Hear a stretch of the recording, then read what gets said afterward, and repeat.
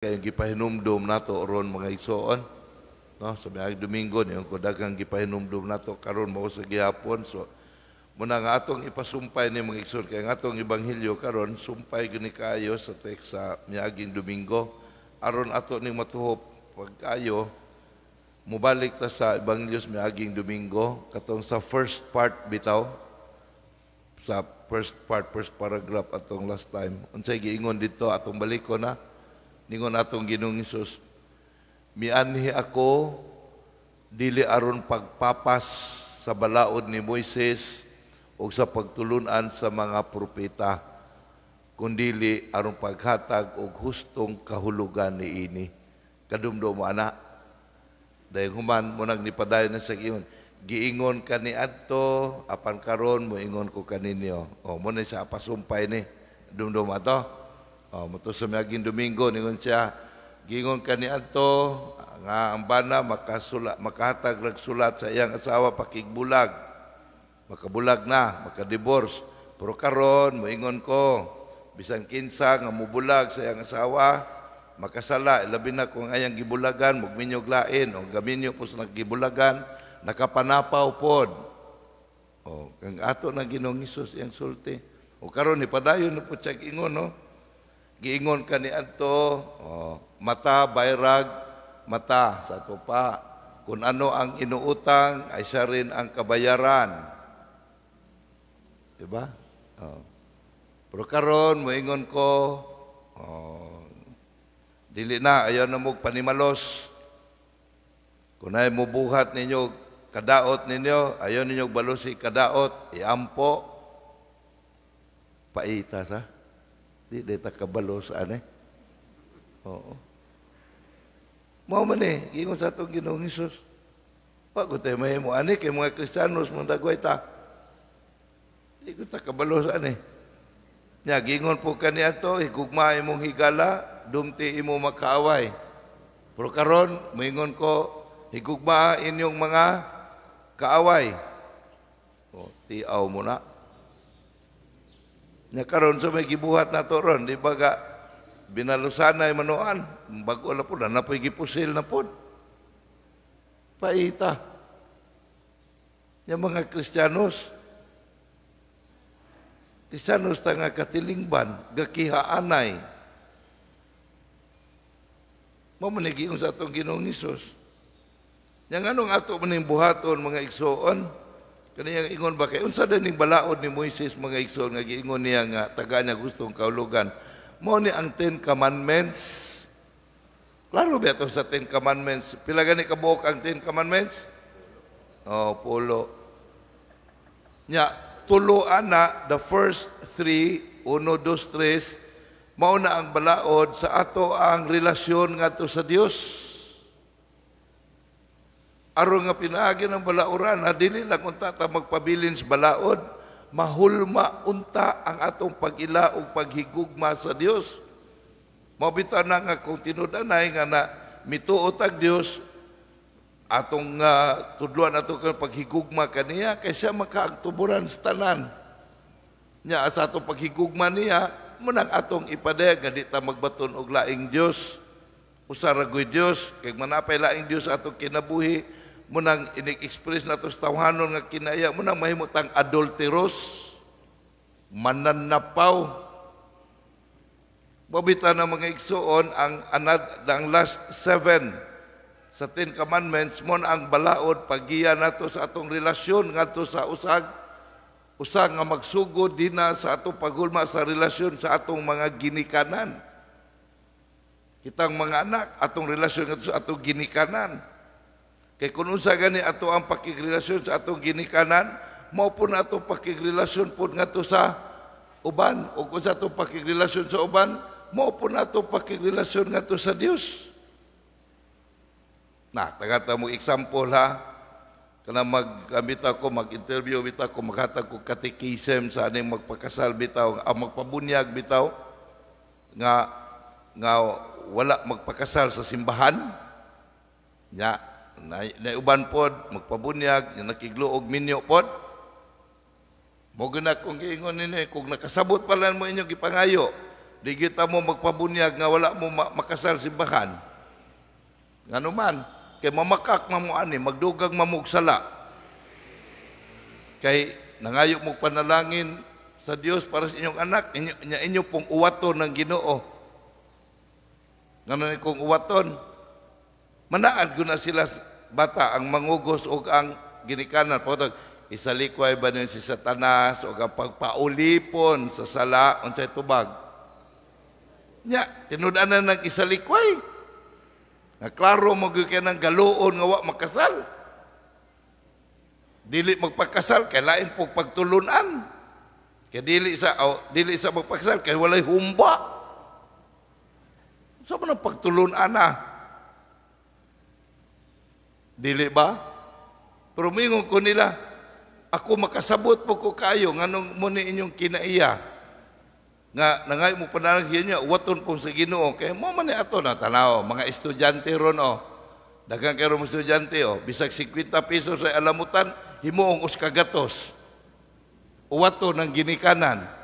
Mo gyapon, kumaan na ganit ang uwat sa atong ginikanan, mo po na uwaton po na atong Ginoo. May buntag.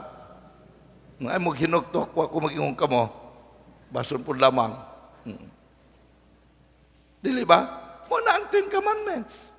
Pagiya na to, aron nga ato maipadayag ang tinuod o ligdo nga relasyon nga magkahigugmaan na ita. Kaya kung maghigugmaan na ita, mo po na mahigugma ta sa Dios.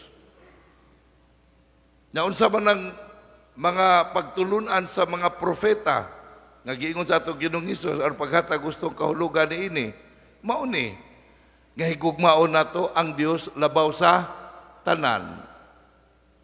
Nga tumano na to ang iyang kabubuton. Kinahanglan nga mas mutuman pa ta sa kabubuton sa Dios kaysa kabubuton sa tao, kaysa kabubuton ni ining kalibutana. Mao gyud na ang pagtulunan sa mga propeta. Pero kung dili ganita katuman ang mga igsoon, tungod diini, panahon sa ato Ginoong Hesus, pagkadaghan ng balaod na noon, nga ang ilang kinabuhi na himo na nung ritualistic na hinuon. Nawala na sa tinuod nga pagpadayag sa kinabuhi sa gugma mga igsoon. Nahimo ng ritualistic. Tagata mo example lang ritualistic. Gahikay kuno kay gapista, unya di pud mo simba. Muna ritualistic. Ha? Ga-birthday kuno, kapasalamat kay ikaw ka gahikay, di ganib sa budakot na lang kandila, wala gyud. Muna yung mga ritualistic, mga isun ba? Namo pagkaon ko no, mahiubos og dili atos ilaha. Nya human og naay mga yung pagkaon, di rin manghatag. Paitaan na sa. So munang miani atong Ginoong Hesus, aron paghatag og tukma nga kahulugan may son, wala niya papasa kining tanan because ang balaod ni Moises is a divine and a natural law. Na diha pud ato na siyang pagtulunan po na niya. Nganong ato maning buhaton mga igsoon, nganong maning kamot man ta aning mga pagkinabuhi nga unsay gitulos kalibutan ang opposite mi atong buhaton, ang pagtulunan sa Dios. Kaya mo manigiingon sa ikaduhang pagbasa. Ano ato ning buhaton no? Sa ikaduhang pagbasa. Unsa may gipahinumdum ni San Pablo nato karon? Atong baliko na manigiingon niya ay sa walay duha-duha nasayod kamo nga kamo templo sa Dios. Nabalo mo ani wala. Kaya mo mayang giingon basig nasayod si Pablo nga nasayod ta nga templo tas Dios. May buntag. Nasayop si Pablo, wala. O, wala sa na, natural nga wag gud masayop si Pablo mga ison, kung doon na tayo pagtuo. Kung doon na tayo pagtuo. Unsa pagtuuha? Nga kung ang atong kinabuhi, gikan sa Dios, mao nga ang Espiritu niini nga nagbuhi sa atong lawas, gikan sa Dios, mo na nga nahimo tang templo sa Dios, indwelling, pinuy-anan niya mga igsoon. Mo bitaw na nga sa atong pagkatemplo sa Dios, di na to kalimtan nga napukan man ta sa kaaway sa Dios. Mo bitaw na sa pagkapukan nato sa kaaway sa Dios, maningkamot na ta nga magkinabuhi, nga mahimo tang tinuray nga templo sa Dios, pinaagi sa paghulma sa atong kinabuhi, sa mga pagtulunan sa atong Ginoong Hesus, aron nga mahimo tang tinuod nga Pinoy-anan sa Dios. Pinaagi diya sa paghulma sa ato ang makinaya og pamatasan, values, prinsipyo nga makita sa atong binuhatan mga igsoon. Mao bitaw nagnipadayon si San Pablo pag-ingon nga kay busa ang muguba sa templo sa Dios, laglagon sa Dios. So kisa man ni makaguba sa templo sa Dios, kita rapod. Kaysa matag higayon nga dili ta maningkamot pagkinabuhi sa kabubuton sa Dios mga igsoon, kita ray kaguba sa iyang templo nga mao kita. Kita ray kaguba sa atong kaugalingon. Mo bitaw ni padayon si San Pablo pagsulti nga kinahanglan day nga kato mga tao nga nagtuo nga makinaadmanon ing kalibutan na magpakabuang. Ano magpakabuang man? Kay ang kituhuan nga kinaadman sa kalibutan, dako ra bang binuang sa Dios? Sa payang giingon, kung magpuyot tas kinaadman sa kalibutan, libugon ta. Muna nitabo na to ron, balik ka stressful kayo atong kinabuhi. Tato pagabot sa COVID, nalibog na tag unsaon na to pag kinabuhi, pag sila tag dudas usag-usa. Nga unsa to gikadlukan, nga mamatay ragut ta, nga mamatay ra mabuta gihapon. May COVID ug wala. Pero nganong nalibog man ta kay bright man ta kaayo, nawala man ta sa pagtuo sa Dios, nga ang Dios di ay mauray makakuha sa atong kinabuhi, dili si COVID. Pero hantod karon mo paghapon gituuhan. Ano man, kay mituo man ta sa sulsul sa kalibutan, kay bright man lagi ning kalibutan ato gipuy-an. So asa din nato dadon atong kinabuhi?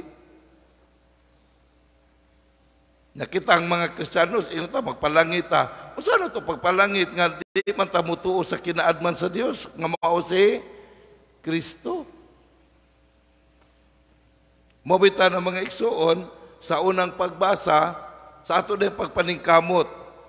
Hagit man ni nato mga igsoon karon panahon na ba? Hagit na ni challenge na ni nato to form ourselves into the wisdom sa Dios nga mao si Kristo niya. Sa pagbuhat din nato ani, mao din ni ang atong paghingpit sa kinabuhi na dawat nato sa Dios. Mobita nang sa first reading nagikutlo sa basahon sa Leviticus, mao po ni ang gisgutan sa last part sa atong Ebanghelyo, atong balikon na sa first reading. Ang Ginoo miingon kang Moises, ang Dios na nagsulti ang pinagi ni Moises, sultihi ang tibok Israel, pagbalaan kamo, kay ako ang Ginoo nga inyong Dios, balaan man. Nakisa man ng Israel, may sumuni ang piniling katawan sa Dios. Nakita ron sa atong pagkabinunyagan, nahimo naman putang katawan sa Dios. Mo nga isip katawan sa Dios, unsa may direksyon sa atong kinabuhi, magbalaan ta. Ngano magbalaan man ta? Kay balaan man ang Dios. Na unsa man to pagpanabot ang pagbalaan mga igsoon, simple kayo. Ningon sa Leviticus, kung may kasilo kamo sa inyong isikataw, prangkahi siya aron dili kamo makasala. Ayaw panimalos o ayaw usab pagdumot sa inyong kadugo, higugmaa ang inyong isikataw. Mo din ang pagbalaan mga igsoon. Ang ato din binuhatan, mo din atong pagbalaan sa ato pa pananglitan. Ato na kunong undangon atong pagkamarites, mo na gabalaan. Kung di man gud maundang atong pagkamarites, pero tagaan na itong direksyon. Unsa man, nga imbis ang atong imarites, ang atong isikataw, nga wag tayo makuha na way mapupo, ang Dios may atong imarites. Kitabian man kung lamang ta, atong imarites si Kristo. Imbis atong isikataw, nga wag tayo makuha na. Mato kasi imong silingan, may ka nga, uy, silingan, pagkangiliga kay Ginoo ba? Kay katubang doon ni huboy na ko din eh. Pagkuang na ko sa doktor, ko nga, Ginoo, tabagi taon ning doktor, lamdagi aron maayo ning akong god, tinaayo mo ko ngiliga ning Ginoo. Muna marites. Di kay tung among silingan ko ano dito, wag guminta makuha ana. Wa ta kabalaan anak mga igsoon. Oo. Ya, magbalaan man di ay ta. Oh, hapit na rabag eleksyon ro Oktubre. Oh. Kung tinuod ang kabalaan, undang na tag panawat o kwarta kay panlimbong man na. Pero magsikig yapon tag dawat anak kanahangol tas kwarta nahimot ang adulteros ngadto sa Dios kay naatay laing giila nga gamhanan sa atong kinabuhi. Wala tag kabalaan anak. Mabitan na ningon atong Ginoong Hesus in the last part of the pag mahingpit kamo kay inyong amahan nga ato sa langit hingpit. Muna mga igsoon, maginaot kita nga niining Domingguha sa pagpahinumdom nato mga igsoon. Kita mga Kristiyanos karong panahon na, kita atong hagiton, atong kaugalingon, no? Nga padayon ta nga makigbisog sa atong panaw sa kinabuhi. Nga kuno sa atong mga hagit sa kinabuhi, sa inadlaw na to nga pagkinabuhi, ato ning tubagon nga magbalaan ta kanunay, nga mahimo ta nga takos ug angayan at tubangan sa Dios.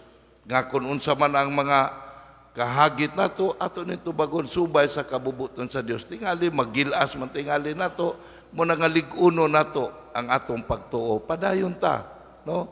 Nga maglig-on sa atong pagtuo ngadto sa Dios, maglig-on sa atong pagsalig ngadto sa atong Ginoong Hesus, nga ang iyang pagtulunan mao di ay ang matuod nga pagtulunan sa kinabuhi nga mao ang kinaadman sa ato ang pagpakabuhi ning kalibutan aron ta pinaagi ning pagtuuha makasulod ta sa gisaad nga Pinoy-anan sa kahingpitan ang langit sa kinabuhing dayon. Amen.